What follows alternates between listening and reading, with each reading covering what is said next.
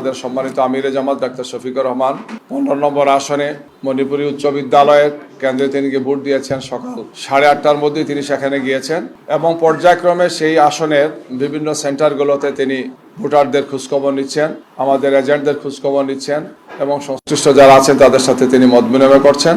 সাংবাদিক বন্ধুদেরকেও তিনি একাধিক জায়গাতে তিনি কথা বলেছেন সাংবাদিকদের সাথে। আমাদের সম্মানিত 3 জন নায়েবে আমির ডাক্তার সৈয়দ আব্দুল্লাহ মোহাম্মদ তাহের, প্রফেসর মুজিবুর রহমান এবং এটিএম আজহারুল ইসলাম, তারাও তাদের স্ব কেন্দ্রে ভোট দিয়েছেন। আমাদের ডাক্তার আব্দুল্লাহ মোহাম্মদ তাহের ভাই কুমিল্লা 11-তে 14 গ্রামে তিনি ভোট দিয়েছেন। প্রফেসর মুজিবুর রহমান রাজশাহীতে দিয়েছেন গোদাগাড়িতে, এটিএম আজহারুল ইসলাম রংপুরে তার আসনে দিয়েছেন। আমাদের সেক্রেটারি জেনারেল প্রফেসর মিয়া গোলাম পরওয়ার তিনি খুলনা 5-এ তার আসনে তিনি দিয়েছেন।